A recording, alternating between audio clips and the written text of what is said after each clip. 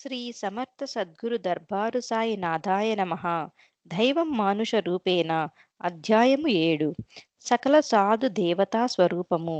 నిర్గుణుడు నిరాకారుడు అయిన భగవంతుడు ఇంద్రియాలకు మనస్సుకు గోచరించడు. తపోనిష్ఠులైన మహర్షులకు మాత్రమే ధ్యానంలో గోచరిస్తాడు. సామాన్యులను ఉద్ధరించడానికి ఆయనయే పరిపూర్ణులై మహనీయుల రూపాలలో భూమి మీద లభిస్తుంటాడని భాగవతాది సద్గ్రంథాలు చెబుతున్నాయి. మహనీయుల రూపాలు వేరైన వారిలో విరాజిల్లే సద్గురు దత్తాత్రేయ తత్వం ఒకటే.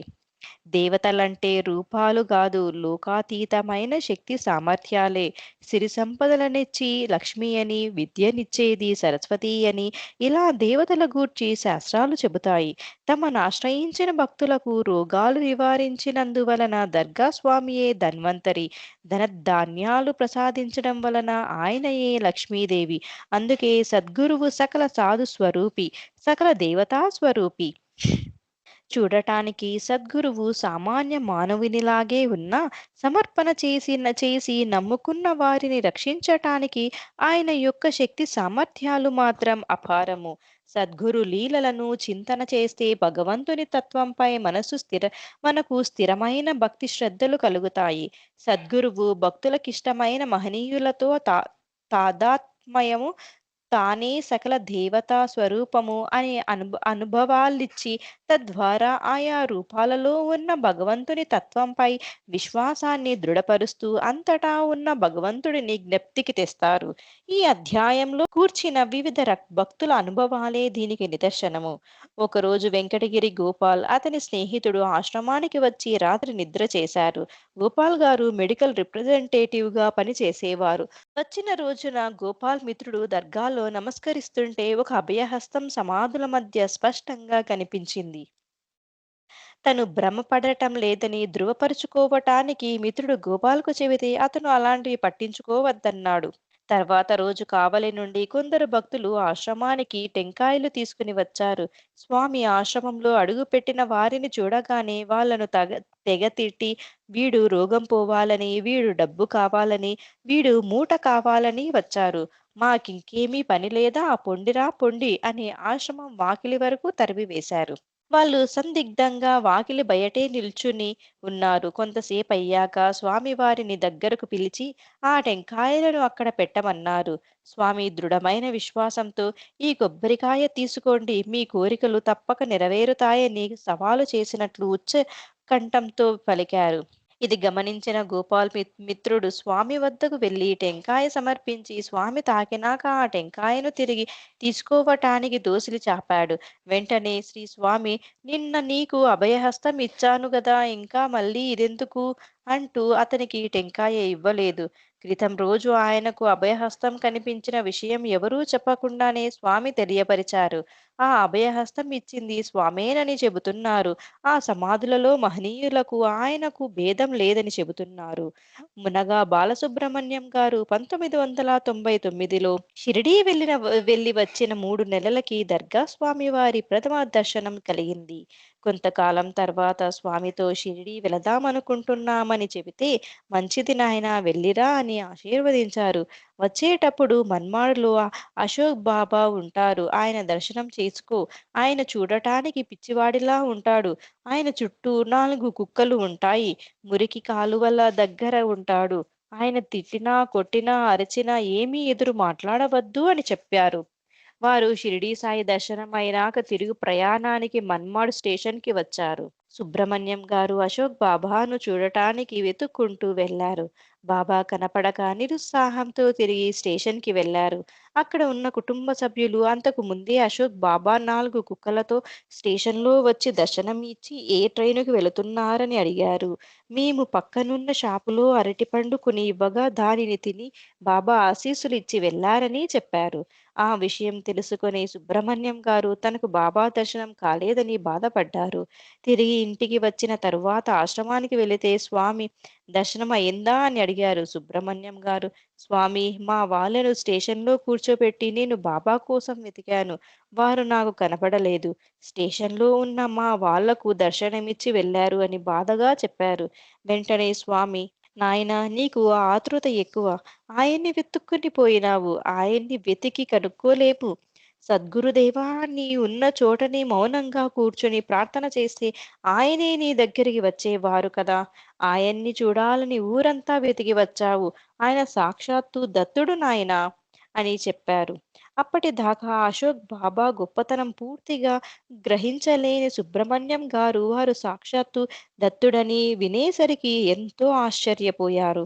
కొంతకాలం తర్వాత జరిగిన విషయాన్ని మరలా గుర్తు చేసుకుని అశోక్ బాబా దర్శనం కాలేదని బాధపడుతూ స్వామి దగ్గర ప్రస్తావన చేశారు. స్వామి నాయనా నువ్వు ఆయన్ని వెతుక్కుని పోయినావు. దేవుడిని వెతికి చూడలేవు. ఉన్న చోటనే సద్గురువు ఆశీర్వాదం ఉంటే ఆయన దర్శనమిస్తారు. నువ్వు ఇప్పుడు దర్శనం కాలేదని బాధపడుతున్నావు కదా! ఇస్తాంలే పో అన్నారు. ఆ రోజు రాత్రి ఆయనకు స్వప్నంలో సాక్షాత్తు షిరిడీ సాయినాథుడు సింహాసనంలో కూర్చొని యోగనిద్రలో ఉన్నట్టు దర్శనం అయ్యింది. వారి అబ్బాయి బాబా ఇలా ప్రత్యక్షంగా వచ్చారా అని బాబాని ముట్టుకొని చూస్తున్నాడు. బాబా ఒక మిద్దె అంత ఎత్తు ఉన్నారు. అప్పుడే అశోక్ బాబా దర్గా స్వామి మరియు చాలా మంది మహనీయులు దర్శనమిచ్చారు. తర్వాత రోజు స్వామి దగ్గరికి వెళితే ఆయన ఏమీ చెప్పకుండానే అయ్యడా దర్శనమిచ్చారా అని అడిగారు. ఆయన దర్శనమిచ్చారని చెప్పగా స్వామి మంచిది నాయనా నీవెప్పుడైతే నమ్ముతావో వాళ్ళు ఖచ్చితంగా దర్శనమిస్తారు, తోడు ఉంటారు అని చెప్పారు. ఈ సంఘటనతో మహనీయుల రూపాలు వేరైనా వారందరిలో ఉన్న సద్గురువు ఒకడే అని సుబ్రహ్మణ్యం గారి మనసుకు దృఢంగా నాటుకుంది. సుబ్రహ్మణ్యం గారు స్వామి దగ్గర జరిగిన అనుభవాలు ఓ జాగ్రత్తగా విచారించి చూచుకోగా స్వామి బోధించే విధానం ఎంతో అద్భుతంగా ఉంటుందని గ్రహించారు. ఆయన ప్రయత్నించిన అశోక్ బాబా గారి దర్శనం అవలేదు. ప్రయత్నం చేయకపోయినా వారి కుటుంబ సభ్యులకు దర్శనమిచ్చారు. ఆయన బాధతో స్వామితో విన్నవించుకుంటే ఆయన ప్రయత్నాల కన్నా సద్గురు ఆశీస్సులు ఎంత ముఖ్యమో మనసుకు హత్తుకునే అనుభవం ఇచ్చారు. చాలా మంది మహనీయుల స్వప్న దర్శనమిచ్చి రూపాలు వేరైన సద్గురువు ఒకడేననేది ఆయనకు దృఢపరిచారు. అంతేగాక ఆయనకు స్వప్న దర్శనమైందని సుబ్రహ్మణ్యం గారు ఏమీ చెప్పకుండానే స్వామి మొదట ప్రస్తావన చేసి సర్వజ్ఞులని తెలియపరిచారు. 2011 జనవరి 30వ తేదీన ఆదివారం సాయంత్రం 4 గంటల పైన ప్రొద్దుటూరు నుండి శ్రీ శ్రీ శ్రీ కృష్ణయ్య స్వామి శ్రీ దర్గా స్వామి ఆశ్రమానికి వచ్చారు. ప్రతి ఆదివారము ప్రొద్దుటూరులో ఒక భక్తుడు తన కారును తెచ్చి శ్రీ కృష్ణయ్య స్వామి వారి దగ్గర ఉంచుతాడు. శ్రీ స్వామివారు వచ్చి ఎక్కి ఎక్కడికి పొమ్మంటే అక్కడికి తీసుకుపోతారు. ఆ రోజు కృష్ణయ్య స్వామి బండిని దర్గా స్వామివారి ఆశ్రమానికి నడిపించమన్నారు.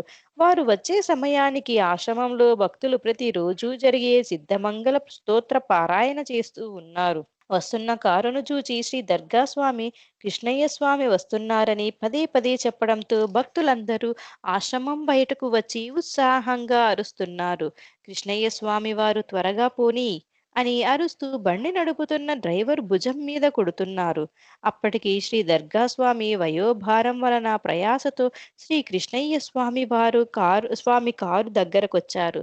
ఆశ్రమంలోని భక్తులు శ్రీ కృష్ణయ్య స్వామి పాదాలు కడగాలని నీళ్లు చెంబుతో కారు వద్దకు వచ్చారు. శ్రీ కృష్ణయ్య స్వామి కారు దిగకుండానే ఆ చెంబు లాక్కొని తన అలవాటు ప్రకారం అందులోని నీళ్లు భక్తులపై విసిరారు. నీళ్లు నీళ్లు పైపుతో పట్టి భక్తులపై చల్లడం శ్రీ కృష్ణయ్య స్వామి అలవాటు.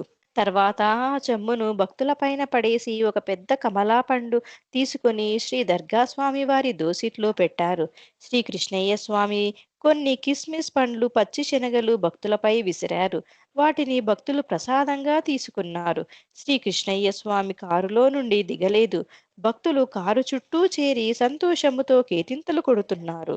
కొద్దిసేపటి తర్వాత శ్రీ కృష్ణయ్య స్వామి డ్రైవర్ వీపు మీద గుద్దుతూ కారు వెనక్కి త్రిప్పమని అరుస్తున్నారు.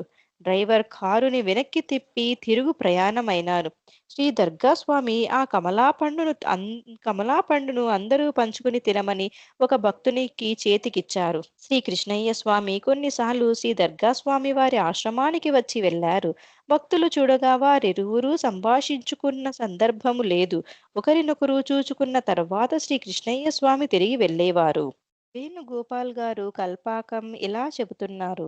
ఒకసారి నేను, నా భార్య, అత్తగారు, సహోద్యోగి ఇంకొకరు ఇద్దరు భక్తులము దర్గా స్వామి దర్శనం చేసుకుని ప్రొద్దుటూరు కృష్ణయ్య స్వామిని దర్శించుకుందామని గులగమూడి నుండి బయలుదేరాము.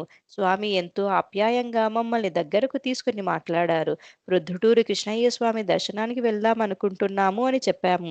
దానికి దర్గా స్వామి కృష్ణయ్య స్వామి దర్శనం చేసుకుంటారా అని వెంటనే బిగ్గరగా ఏయ్ కృష్ణయ్య వీళ్ళకి దర్శనమివ్వు అని అన్నారు. తర్వాత మేము ప్రొద్దుటూరులో కృష్ణయ్య స్వామి ఉండే నివాసానికొచ్చేసరికి రాత్రి 8 గంటలు అయ్యింది. అప్పుడు స్వామి భోజనం చేస్తున్నారు. మర్నాడు ఉదయమే దర్శనమని అక్కడ ఉన్నవారు చెప్పారు. కానీ దర్గా స్వామి దయ వలన మాకు కృష్ణయ్య స్వామి దర్శనం కిటికీ గుండా జరిగింది. తరువాత స్వామి ప్రసాదం లభించింది. ఆ రాత్రికి ప్రొద్దుటూరులోనే బస చేశాము. తర్వాత రోజు దర్శనమయ్యాక స్వామిని వీడియో తీస్తుంటే ఆయన తమ మీద ఉన్న చొక్కా తీసి నా మీదికి కొట్టారు. అది మహాప్రసాదంగా స్వీకరించాను. మా అత్తగారు 2, 3 సంవత్సరముల నుండి తలనొప్పితో బాధపడుతుండేవారు. ఏమీ అడగకుండానే స్వామి తనంతట తానే విసన విసనకర్ర వెనుకకు తిప్పి మా అత్తగారి తల మీద కొట్టారు. ఈ సంఘటన తర్వాత ఆవిడకి తిరిగి తలనొప్పి రాలేదు. తృప్తిగా కృష్ణయ్య స్వామి దర్శనం, ప్రసాదం లభించటానికి దర్గా స్వామి ఆశీస్సులే కారణం అని తలుస్తున్నాను.